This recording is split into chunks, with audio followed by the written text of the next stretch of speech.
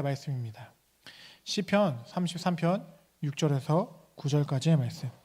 짧은 말씀이니 저희 한 목소리로 합독하여 읽도록 하겠습니다. 여호와의 말씀으로 하늘이 지음이 되었으며 그 만상을 그의 입의 기운으로 이루었도다. 그가 바닷물을 모아 무더기같이 쌓으시며 깊은 물을 곳간에 두시도다. 온 땅은 여호와를 두려워하며 세상의 모든 거민들은 그를 경외할지어다. 그가 말씀하심에 이루어졌으며 명명하심에 명고히 섰도다. 아멘. 네, 오늘도 이 자리에 나오신 여러분 모두를 사랑하고 축복합니다. 네, 오늘도 식사는 맛있게 하셨나요? 네, 오늘도 끝까지 졸지 않고 이 말씀을 나눌 수 있기를 간절히 소망합니다. 오늘도 우리는 이제 장로교회 신앙의 기준이 된다라고 하는 웨스트민스터 소유리 문답을 함께 살펴볼 생각입니다. 저는 사실 근데 이 소유리 문답을 생각할 때마다 마음속에 계속 울림이 있는 말씀이 있습니다. 어떤 말씀이냐? 바로 신명기 6장 4에서 9절 말씀인데요. 저희 함께 같이 한번 읽어보도록 하겠습니다. 4에서 9절까지 한 목소리로 읽겠습니다. 시작. 이스라엘아 들으라. 우리 하나님 여호와는 오직 유일한 여호와시니 내 하나님 여호와를 사랑하라. 오늘 내가 너에게 명하는 이 말씀을 너는 마음에 새기고 내 자녀에게 부지런히 가르치며 집에 앉았을 때에든지 길을 갈 때에든지 누워있을 때에든지 일어날 때에든지 이 말씀을 강론할 것이며 너는 또 그것을 내 손목에 매어 기호로 삼으며 내 미간에 붙여 표로 삼고 또 내 집 문설주와 바깥문에 기록할지니라. 아멘. 쉐마 이스라엘이라는 가장 유명한 말씀이죠. 그 중에서도 이 소유리 문답을 생각하면 제 마음속을 가장 울리는 것은 바로 7절입니다. 왜냐하면 소유리 문답이라는 것 자체가 사실 자녀들을 교육하기 위해 만들어진 문답이었기 때문이에요. 장로교회는 바른 신앙이 우리 어른들의 세대에서만 머물길 원치 않았습니다. 자녀들에게 잘 전수하길 원했습니다. 그래서 이 소유리 문답은 사실 교회에서 목사가 가르치는 문답이 아니라 부모가 가정에서 우리 장로교회를 다니는 자녀들에게 어떻게 신앙을 가르칠까 하면서 세워진 문답이기도 했습니다. 즉 가정에서 자녀들의 신앙 교육을 위해 만들어진 교육 자료가 바로 이 소유리 문답이었다라는 것이죠. 집에서 부모와 함께 소유리를 통해 자녀들의 기초 신앙을 다지셨다라는 것입니다. 물론 문답 자체는 그런데 이제 이걸 해설하다 보니 설교는 좀 어렵습니다만 제가 말씀드리고 싶은 것은 무엇이냐? 이 소유리 문답을 통해 우리 자신이 먼저 장로교의 신앙이 무엇인지 배워서 잘 알고 우리의 신앙으로 잘 세우길 바랍니다. 1차적으로는. 그리고 2차적으로는 내가 잘 섰다라고 한다면 우리들 중에 아직 신혼부부이신 분들이 있을 거예요. 그리고 지금 임신하신 분들도 있을 겁니다. 그런 분들은 뭘 해야 되는 거냐? 이 소유리 문답을 잘 배워 장로교회의 신앙을 자녀들에게 잘 전달하겠다라는 마음을 가지시면 좋겠다라는 겁니다. 또한 이미 부모라면 내 신앙을 아이들에게 어떻게 전달할까를 사실 우리가 그냥 성경책 펴놓고 하려면 너무 힘들잖아요. 그래서 우리 선배들이 성경의 내용을 요리조리 있게 잘 정리해준 이 요리 문답을 가지고 자녀들에게 체계적으로 신앙을 잘 전달할 수 있길 바란다라는 겁니다. 저도 사실 해유리를 빨리 이제 교육할 날을 고대하고 있는데요. 그래서 그럼 이 소유리 문답은 사실 이제 초등학생들부터 가르칠 수 있는 거니까 그럼 유치원생이나 이때는 어떻게 교육하면 좋을까 하다가 제가 찾은 책이 있습니다. 빨리 이제 해유리와 이제 그리고 저희 아내 뱃속에 있는 튤립이가 태어나면 가르치고 튤립이에요. 저희 그 둘째 태명은 튤립입니다. 네, 그렇습니다. 튤립이가 태어나면은 가르치기 위해서 제가 사둔 책 2권이 있습니다. 무엇이냐? 싱클레어 퍼거슨 교수님이 쓴 어린이들이 꼭 알아야 할 교리문답 77문과 어린이들이 꼭 알아야 할 예수님 이야기 34 이야기라는 책이 있는데 이 책을 저는 이제 자녀들 교육하기 위해서 이미 사뒀다라는 거예요. 여러분들도 사시길 축복합니다. 네. 좋은 책이에요. 제가 이거 책 발의하려고 나온 건 아닌데 이쪽이랑 저랑 관련도 없습니다. 어딘지도 몰라요. 책 출판사는. 그런데 정말 귀한 책이어서 저는 우리 해유리와 튤립이를 잘 교육해야지라는 생각에 이런 책들도 가지고 있다라는 거예요. 물론 이 자리에는 이미 자녀를 다 키우신 분들도 있을 거예요. 그러면 그런 분들 이런 생각이 들 수 있죠. 그러면 저는 저 혼자만 이게 잘 다지면 되는 겁니까? 물론 일단 당연히 우리가 잘 다져야겠지만 사실 우리 장년분, 특히 이제 직분자들에게는 또한 교회 어른으로서 책임이 있습니다. 무엇이냐? 오송생명교회 다음 세대들에게 신앙적인 질문에 대해 잘 답을 해주기 위해서 여러분은 또한 소유리 문답을 잘 배우셔야 한다라는 거예요. 사실 오늘 너무나도 귀한 시간이 있었습니다. 제가 이 말을 할 수 있도록 또 주님께서 너무 판을 잘 깔아주셨는데 무엇이었냐? 오늘 오전에 11시 예배 때 은유리의 유아세대식이 있었죠. 저는 11시에 청소년부 예배에 있어서 이번에는 못 봤지만 제가 알고 있는 한 우리 교단에서 이제 유아세대식을 진행할 때 공증인 서양이라는 걸 합니다. 여러분들 오른손 들고 은유리를 신앙으로 잘 키우겠습니다 맹세하셨죠? 그 사람 앞에서 하는 거 아닙니다. 하나님 앞에서 하셨다라는 거예요. 그럼 은유리를 어떻게 여러분들이 신앙에서 잘 키울 것이냐라고 했을 때 우리의 선배들은 장로교회라면 우리의 이 신앙을 잘 가르치기 위해 이 소유리 문답을 사용하자라고 말했다라는 겁니다. 네. 저는 사실 계속 이렇게 소유리 하니까 어떤 분들은 목사님 성경을 얘기해야지 소유리 그럼 어떡하십니까? 라고 하실 수 있겠지만 사실 소유리는 다른 얘기를 하지 않습니다. 소유리는 한 구절도 성경 이외의 이야기를 하고 있지 않아요. 성경이 가르치는 진리를 교회가 어떻게 체계적으로 다음 세대에게 전할 수 있을까를 이제 논증해 놓은 문답이기 때문에 제가 강조드리는 겁니다. 잘 배우실 준비가 되어 주셨나요? 네, 말이 꼬여요. 네, 잘 배워주시기 바랍니다. 자, 그럼 본격적으로 이 다음 세대들에게 바른 신앙을 전수하기 위해 한번 요리 문답 살펴보도록 하겠습니다. 제가 먼저 8문을 읽고 여러분이 답을 읽어주시면 좋겠습니다. 하나님께서 그분의 작정을 어떻게 이루십니까?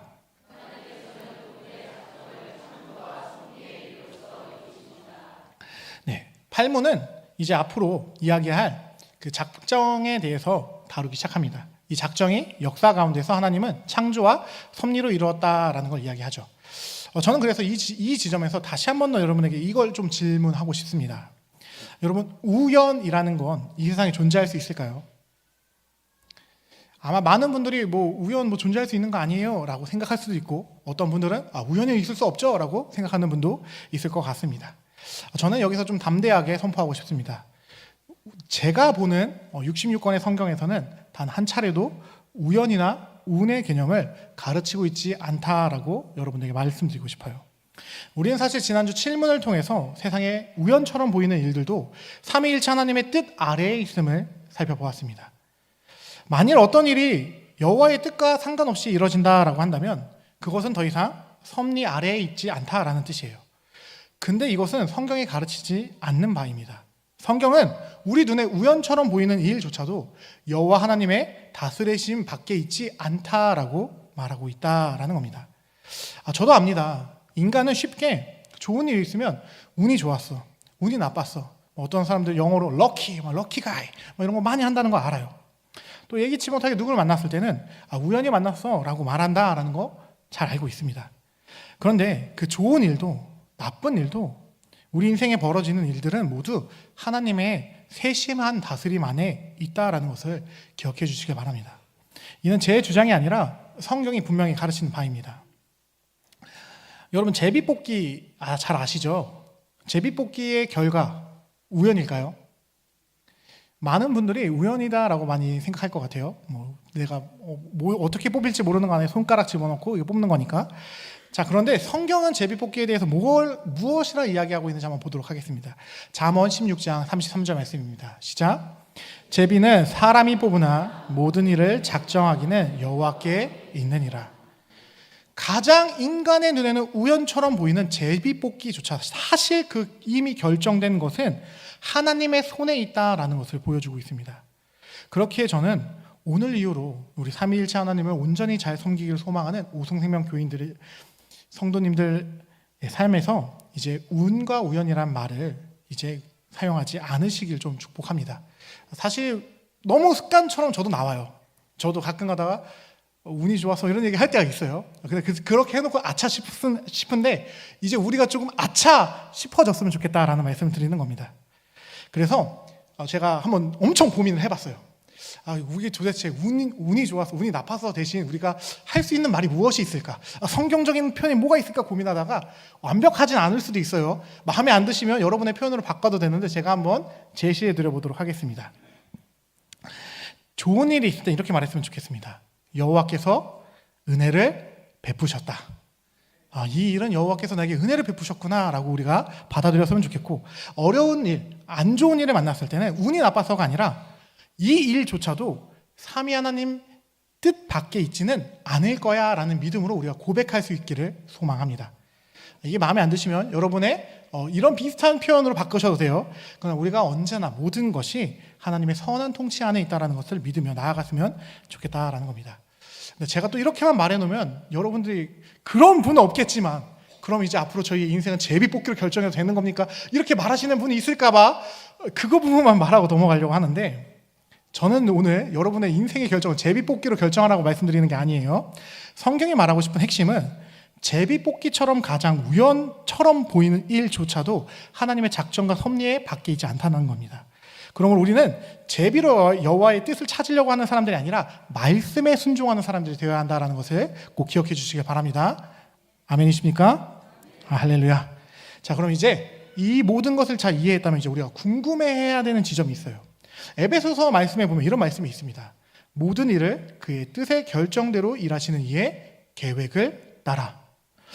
이렇게 세상에 모든 일이 이루어진다라고 한다면 즉 이 하나님의 작정인 건데, 이 작정이 역사 가운데서 어떻게 이루어지는 걸까 우리는 이제 고민해야 한다라는 거예요. 그래서 우리 선배들은 이거에 대해서 이렇게 말했습니다. 작정이 역사 속에서 성취되어 일하시는 뜻이 무엇이냐라고 물었을 때 바로 그것이 하나님의 창조와 하나님의 다스림이신 섭리로 이루어집니다라고 가르쳐 주었다라는 거예요. 즉 첫째, 창조란 이 세상 모든 것이 삼위일체 하나님의 뜻대로 지음받았다라는 사실에서 출발합니다. 중요한 건 하나님의 뜻대로 창조가 됐다라는 거예요. 하나님이 아무 생각 없이 주사위 굴리듯이 세상 창조되라 이렇게 한 게 아니라 다 무슨 계획을 가시고 하나하나 차근차근 디테일하게 질서를 잡아간 게 창조다라는 겁니다. 즉 그리고 이 창조 안에는 온 우주, 곧 모든 피조 세계가 다 속한다라는 겁니다. 성경이 증거하듯 모든 것은 그분이 만드신 바입니다. 그리고 중요한 것은 삼위일체 하나님의 창조는 주사위 던지기가 아니다라는 거예요. 그분의 뜻이 온전히 반영되어 그분의 뜻이 가장 선하게 이루어진 게 창조다라는 거예요. 즉 하나님이 뜻하신 바 이루시고 그 이루셨다라는 게 첫 번째가 창조였었다라는 걸 기억해 주시고, 둘째, 그러면 이제 하나님 둘째로 어떻게 일하시냐? 창조 이후에도 삼위일체 하나님께서는 그분의 절대 주권 아래에서 피조물을 보존하시고 다스리심으로 그분의 작정, 그분의 뜻하심을 이루어 가신다라는 겁니다. 이것을 이제 신학에서는 섭리라는 표현을 쓰고 있습니다. 많은 이들이 근데 이 섭리라는 걸 인정은 해요. 근데 실제적인 삶에서 인정 안 할 때가 많아요. 교회 안에서는 하나님의 섭리다라고 얘기하는데 내 인생의 가운데서 발생되는 일들에 대해서는 하나님의 섭리다라는 것을 믿지 못할 때가 많다라는 겁니다. 물론 이제 이 섭리는 우리가 11문에서 더 자세히 다룰 거기 때문에 제가 굳이 여기서 더 다루지는 않겠습니다. 기대해 주세요. 자, 그렇다면 여호와께서 그 작정을 이루시는 첫 번째 창조가 무엇인지 오늘과 다음 주를 통해서 차근차근 살펴보도록 하겠습니다. 그럼 창조가 무엇인지 제가 구문을 읽고 여러분이 이제 구문의 답을 읽어주시면 되겠습니다. 하나님께서 창조하신 일이 무엇입니까?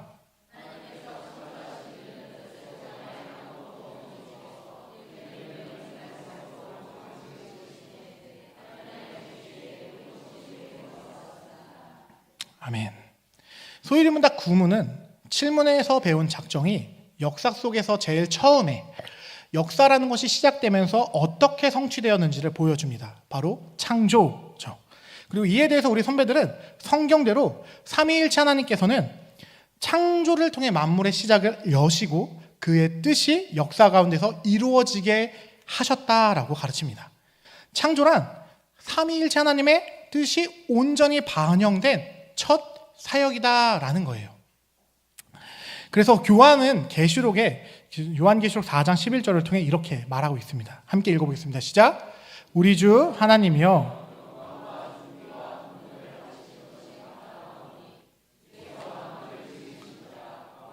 주의 뜻대로 있었고 또 지으심을 받았나이다 하더라. 아멘. 창조는 주의 뜻대로 이루어진 사역이다라는 것을 우리는 반드시 기억해야 합니다. 가끔 가다가 창조는 하나님의 뜻과 관련 없다, 하나님의 일하신 거 관련 없다라고 생각하시는데, 하나님의 온전한 뜻이 제일 먼저 이루어진 사역이 창조다라는 걸 여러분이 약간 머리에 쥐낼 정도로 외우셔야 한다라는 거예요. 그러니까 그 창세기 1장에 나오는 그 모든 사건이 하나님의 디테일한 계획과 하나님의 그 마음속 깊은 곳에 있었던 가장 근원적인 뜻이 반영된 사건이다라는 것을 우리는 알아야 한다라는 겁니다. 그래서 작정의 첫 단추가 창조일 수밖에 없다라는 거예요.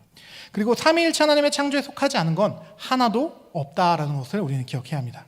모든 것은 계속 말씀드리지만 그가 만드신 바입니다. 그렇기에 모든 것을 만드셨기에 그 모든 것에 대한 주권이 하나님께 있다라는 거예요.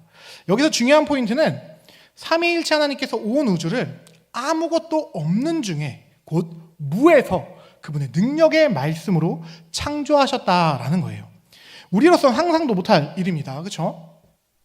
사람은 사실 무언가를 만들기 위해서 반드시 재료가 필요해요.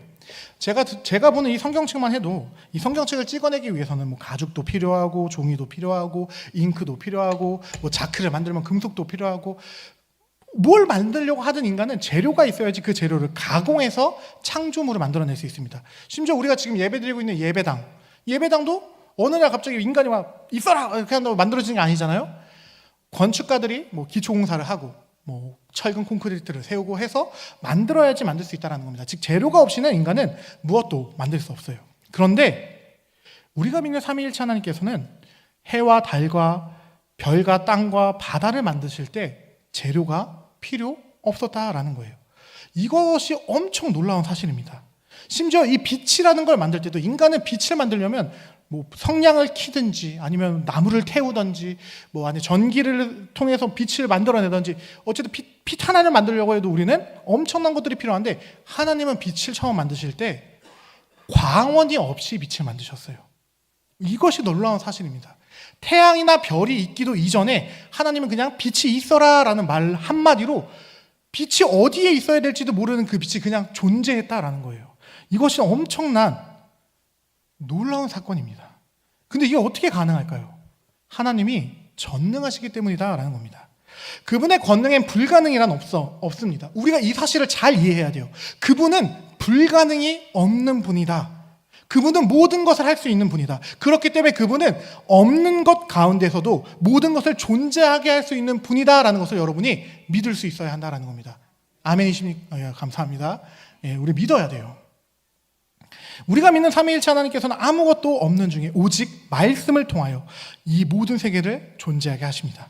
그분이 명령을 내리면 그건 그 명령 하나만으로 빛도 존재할 수 있고 어둠도 존재하게 되고 뭐 별과 달과 세상 전체가 그냥 그분이 명령만 내리면 존재할 수 있게 된다라는 겁니다. 이유가 필요 없어요. 그냥 하나님은 말씀만 하시면 됩니다. 그의 의지가 그의 말씀 하나로 실현된다라는 거예요.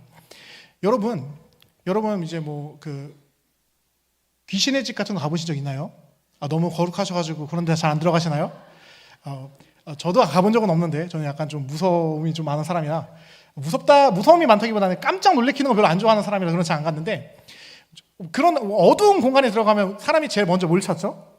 빛이 있길 바래요. 근데 빛을 낼 수 있는 물건이 없는 상태에서 그 귀신의 집을 지나가는데 막 내가 막 빛아 있어라, 제발 빛아 있어줘 막 이런다고 빛이 만들어지나요? 인간은 그렇게 할 수 없어요. 그렇죠? 근데 우리 하나님은 그냥 빛아 있어라 하는 순간 아무것도 없는 세상 가운데 빛이라는 게 뿅 하고 존재했다라는 거예요. 우리가 이 사실을 믿을 수 있어야 합니다. 그게 바로 우리가 하나님을 절대자라고 말하는 거예요. 그것이 하나님이 이 인간, 그러니까 피조물과는 격이 다른 조물주다라고 표현한다라는 겁니다. 그래서 우리가 이 사실을 잘 기억하고 그 다음으로 넘어가야 합니다. 그럼 이렇게 절대적인 분께서는 하나님은 세상을 어떻게 창조하셨느냐? 세상을 6일 동안, 엿새 동안 창조했다라고 말해요. 우리가 반드시 기억해야 되는 건, 하나님이 절대자라고 한다면 우리 하나님 그냥 하면 온 세상 존재하게 할 수 있어요, 없어요? 있다라는 걸 믿을 수 있어야 된다는 거예요. 하나님이 타노스도 무슨 이상한 장갑 끼고 이거 치면은 인류의 반이 없어지고 하는데, 하나님은 이거 하나 튕기면 이 세상 못 잊게 하시겠어요? 타노스가 누군지 모르는 거 아니죠? 어벤져스라는 영화에 나온 악당이 있어요. 예, 뭐 그런 애가 있는데 걔가 손가락 튕기면 세상의 절반이 막 사라지고 이래요. 우리 하나님이 걔보다 못하냐고요. 하나님 이거 하면은 6일 동안 창조 필요 없이 그냥 세상에 있게 할 수 있어요. 근데 왜 6일 동안 창조를 하셨느냐라는 것도 우리는 알 수 있어야 한다라는 겁니다. 사실 이 6일이라는 시간 속에는 아주 디테일함이 담겨 있습니다. 하나님은 첫 3일 동안에는 빛과 어둠, 하늘과 궁창, 바다와 땅이라는 배경을 창조하십니다. 그리고 그 이후에는 그 배경에 들어가는 빛과 어둠의 배경이 되는 해와 달과 별을 만드시고, 하늘과 이제 그 바다를 채울 수 있는 새와 물고기를 만드시고, 그 다음에 이 땅에 만들어졌기 때문에 이 땅 위에 살아갈 생물들을 채우신다라는 게 이 6일 창조의 질서를 잡아가는 어떠한 일련의 과정입니다. 근데 여기서 좀 한 가지 좀 기억해 주셨으면 좋겠는 내용이 있는데, 무엇이냐? 하나님이 창조한 6일의 시간은 오늘의 6일과 완벽하게 동일한 시간일까요? 너무 빨랐나요? 논리가? 그러니까 하나님이 6일 동안 세상을 창조했다라고 하는데, 분명히 하나님께서 이게 성경에는 6일이라고 돼 있는데, 그 6일이 오늘 우리가 느끼는 아침에 해가 뜨고 지고 달이 뜨고 하는 이 6일과 완벽하게 동일하느냐라는 걸 질문 드린 겁니다. 어떻게 생각하세요? 할렐루야. 그렇죠. 모를 수 있습니다. 이게 무슨 얘기냐? 저는 물론 이제 말씀 그대로 믿는 사람이기 때문에, 또 저는 이제 그런 학교를 졸업했기 때문에 오늘과 동일할 수 있다라고 믿습니다. 그런데 그렇지 않을 수 있다라고 아는 것도 우리에게 유익하다라는 거예요. 무슨 소리냐? 저희 교단이 가장 존경하는 신학자 중에 한 명이자 3대 칼빈주의자라고 불리시는 헤르만 바빙크라는 분이 개혁교회학에서 이런 이야기를 하셨습니다. 첫 3일의 시간과 후 3일의 시간은 다를 수 있다라는 거예요. 이게 무슨 말이냐? 히브리어에서 이 날이라는 단어를 뜻하는 단어가 용이라는 단어입니다. 근데 이 용은 하루를 뜻하는 단어이기도 한데 한 기간을 뜻하는 단어이기도 하다라는 거예요. 여기서 플러스로 하나님께서는 베드로와 이사야가 말하죠. 하루가 1000년 같고 1000년이 하루 같다라는 말씀을 가져와서 헤르만 바빙크가 무슨 얘기를 하냐? 첫 3일, 아직 해와 달과 별이 만들어지기, 절기가 다스려지기 전에 3일은, 그 용은 우리가 생각하는 해가 뜨고 해가 저무는 날과 다를 수도 있다라고 이야기했다라는 거예요. 저도 이 해석은 전적으로 동의하는 바입니다. 몰라요. 그 시간이 진짜 우리가 인지한 24시간일지 아니면 정말 하나님의 시간에서 만 년일지 몇 년일지 모른다라는 거예요. 근데 여기서 중요한 건 무엇이냐? 6일 창조의 디테일함이다라는 거예요. 아까도 말씀드렸지만 하나님께서 한 번에도 창조할 수 있는 분이잖아요. 그런데 그게 얼마나의 시간이든 그건 중요하지 않은데, 이 6일 창조를 하나님께서 어떻게 평가하시는가가 우리에겐 더 중요하다라는 겁니다. 자, 하나님께서 6일의 창조를 끝내신 후 어떻게 말하십니까? 이렇게 말하시죠. 좋았더라. 심히 좋았더라 라고 평가하신다라는 거예요. 이제 원어를 보게 되면 여러분이 아마 많이 들었을 단어인데 토브 메우드라는 단어를 사용하고 있습니다. 이것은 단지 그냥 좋다라는 정도가 아니라 창조가 하나님의 목적에 합당하고 질서 있게 선하게 지어졌다라는 뜻이에요. 즉, 첫 창조, 하나님이 세상을 여셨을 때는 죄와 사망이 없던 세계, 곧 그분의 선하심이 온전히 드러난 세계였다라는 겁니다.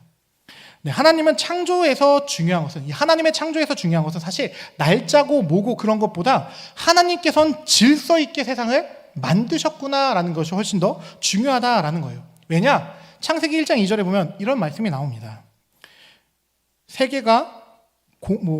온 세계가 혼돈하고 공허하며 흑암이 깊음 위에 있었다라는 표현이 나와요. 이게 한마디로 카오스, 무질서한 상태였다라는 겁니다.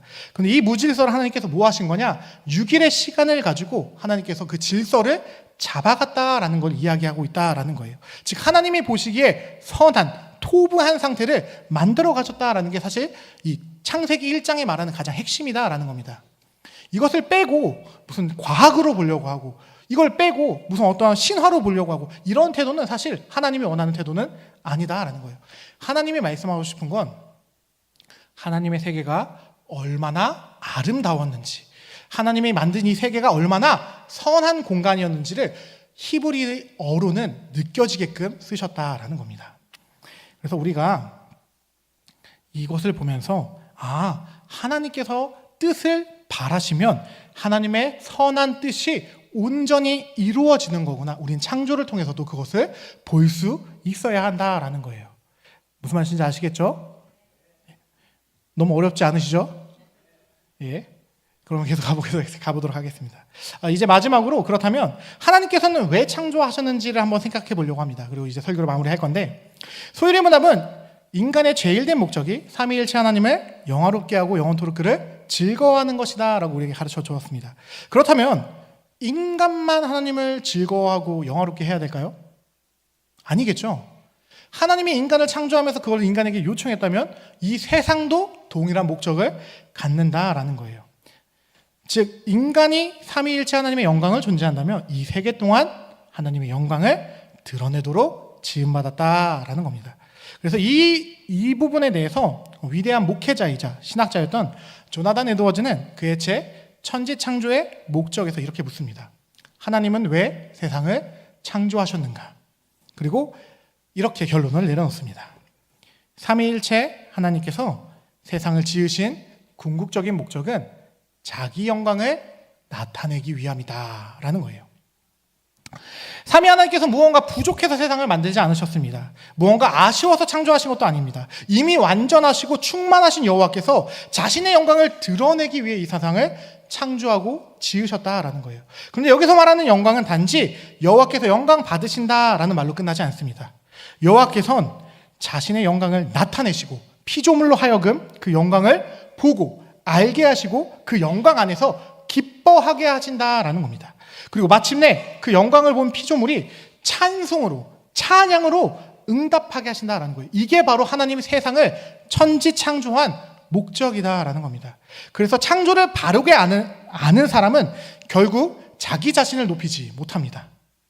이 창조를 온전히 이해한 사람은 세상이 나를 위해 존재한다라고 생각하지 않는다라는 거예요. 오히려 나는 창조주를 위해 존재하는 자다라는 신앙 고백을 할 수 있게 된다라는 거예요. 이게 바로 창세기 1장이 우리에게 주어주는 창조 신앙이다라는 겁니다. 아멘이십니까? 네, 우리의 신앙이 이런 창조 신앙이 되길 간절히 바랍니다. 여호와께서 지으신 세계를 보며 와 너무 아름답다. 나를 위해 이런 세계를 만드셨다니 에서 끝나는 것이 아니라 창조주를 경외하고 찬송하는 데까지 나아가길 바랍니다. 그러므로 사랑하는 성도 여러분, 이 세계를 볼 때마다 단지 이 세상의 경이로움에 신비로움에 잡히지 않길 바랍니다. 제가 이번 주에 연차를 쓰고 화요일날 연차를 쓰고 저희 가족끼리 속초를 다녀왔습니다. 이제 울산바위라는 바위가 있잖아요. 왜 울산바위인지 모르겠지만 울산바위라는 바위가 있어서 이제 그 바위가 잘 보이는 카페에 가서 딱 울산바위를 봤어요. 너무 아름답더라고요. 와, 어떻게 저런 기암절벽이 저렇게 있을 수 있을까? 근데 그걸 보면서 제가 역시 우리 하나님, 나를 위해서, 내가 저걸 보게 하기 위해서 이걸 만드셨구만. 이러면 된다 안 된다? 안 된다라는 거예요. 와, 우리 하나님이 이렇게 어떻게 저렇게 사람은 만들 수 없는 저런 아름다운 세계를 만드셨지라는 걸 우리는 경외하고 높일 수 있어야 한다라는 거예요. 우리는 이 창조 세계에 나타난 하나님의 영광을 맛볼 수 있는 영광을, 그 은혜를 누린 자들이다라는 겁니다. 사실 그 카페에 사람들이 진짜 많았어요. 뭐 더 암브로시아였나? 엄청 사람들이 많이 오는 카페라고 하더라고요. 그 카페에 진짜 사람이 많았는데 그 중에 그리스도인들이 몇 명이었을까요? 그걸 보면서 진짜 하나님이 위대하시다라고 인정할 수 있는 사람 몇 명이었을까요? 많은 사람들은 와 진짜 이쁘다 하고 끝났을 수 있습니다. 그런데 우리는 그리스도로 말미암아 하나님이 누구인지 깨달은 자이기 때문에 그 아무것도 아닌 자연물, 아름다운 자연물을 바라보면서도 우리 하나님 진짜 섬세하시구나, 우리 하나님 진짜 놀라우신 분이구나를 느낄 수 있다라는 겁니다. 우리가 매일같이 오늘 파란 하늘을 바라보면서도 번개치는 비바람을 바라보면서도 하나님의 놀라움을 경험하고 알 수 있는 저와 여러분이 되길 간절히 바랍니다. 이제 말씀을 맺도록 하겠습니다. 오늘 우리는 삼위일체 하나님의 창조에 대해서 살펴보았습니다. 물론 이 짧은 시간 안에 모든 창조에 대한 내용을 제가 다 이야기할 수는 없었을 거예요. 그러나 우리가 반드시 붙잡아야 될 핵심에 대해서는 제가 전달했다라고 생각됩니다. 이 세계는 절대 저절로 생겨난 게 아닙니다. 우연하게 무슨 폭발에 의해서 만들어진 게 아니라 그 폭발마저도 하나님이 주도했다라고 믿는 게 우리다라는 겁니다. 이 세상은 아무 의미 없이 던져진 세계가 아닙니다. 삼위 하나님께서 그분의 뜻대로 그분의 능력의 말씀으로 선하고 질서 있게 지으신 세계입니다. 이 사실은 우리에게 사실 엄청난 큰 위로를 줍니다. 세상을 하나님이 만드셨다라는 건 왜 우리에게 위로가 되냐? 내가 살아있는 이 세상이 우연히 산물이 아니라는 건 곧 내 삶도 우연일 수 없다라는 거예요. 내 삶, 별것 아닌 것 같이 이 우주에서 보면 먼지보다도 저 작은 이 지구 안에 살아가는 별것 아닌 것 같은 나의 인생도 하나님이 디자인하셨다라는 겁니다. 이 세상을 만드신 분이 나의 삶을 이끌고 계시다라는 거예요. 그 능력으로 우리가 그렇기 때문에 위로를 받을 수 있는 겁니다. 나는 창조주 하나님의 뜻 가운데 지음받은 존재구나. 나의 하루도, 나의 형편도, 내가 오늘 흘린 눈물도, 나의 기쁨도 하나님의 다스리심 밖에 있었던 것이 아니구나라고 우리는 고백할 수 있다는 겁니다. 그러므로 성도는 세상을 보며 불안에 사로잡힐 이유가 없습니다. 이미 여러분을 위해 하나님은 자신의 아들의 생명까지 내어주셨습니다. 창조주이시며 섭리자이신 여호와의 손에 우리는 맡겨졌다라는 겁니다. 우리가 믿는 하나님은, 이 세상을 만든 하나님은 선하신 분이다라는 것을 믿으시길 바랍니다. 성경은 창조를 향해 좋았더라라고 말하고 사람을 만든 이후에는 심히 좋았더라라고 말씀하신다는 거예요. 김초로를 보시면 하나님께서는 심히 좋았더라. 선유리를 바라보며 우리 하나님께서는 심히 좋았더라라고 말씀하신다라는 겁니다. 그렇기 때문에 악으로 세상을 창조하시지 않으신 그분이, 선하신 뜻으로 만드신 그분이 여전히 선하신 뜻 가운데서 우리를 다스리신다는 것을 믿으시기 바랍니다. 우리가 당장 모든 일을 이해할 수는 없다 할지라도 창조주이신 여호와의 성품이 선하시고 의로우시며 거룩하십니다. 그러므로 성도는 이해보다 먼저 창조주의 성품을 신뢰하는 자가 되어야 합니다. 그리고 그 선하신 여호와께서 현재 악으로 만들어진 이 세상을 다시금 선한 세상으로 회복시키실 것까지 믿는다라는 거예요. 그 일을 위해서 예수 그리스도를 십자가에 내어주셨고 부활로 승리하게 하셨으며 우리의 창조주가 구원주까지 되게 하셨다라는 겁니다. 그런데 사랑하는 성도 여러분, 세상을 볼 때마다 이 창조주를 기억하시고 또한 이 악한 세상을 볼 때마다 예수께서 다시 오실 때 하나님께서 보시기에 심히 좋았더라라고 말씀하셨던 그 창조의 원형으로 다시 회복시키실 것을 기대하시길 바랍니다. 삶이 흔들릴 때마다 운과 우연이라고 말하는 것이 아니라 창조주이시며 구원주가 되시는 여호와를 바라보시길 바랍니다. 내가 어디서 왔는지, 왜 존재하는지, 누구의 보혈로 이 자리에 나왔는지, 또한 누구를 위해 살아야 하는지 잊지 않기를 바랍니다. 우리는 삼위일체 하나님의 뜻대로 지음받은 존재입니다. 그러므로 오늘도 창조주이신 여호와를 의지하고 나를 구원하신 예수 그리스도를 소망하며 그분의 영광을 위해 살아가는 저와 여러분이 되길 간절히 축복합니다. 이 시간 제가 기도하도록 하겠습니다.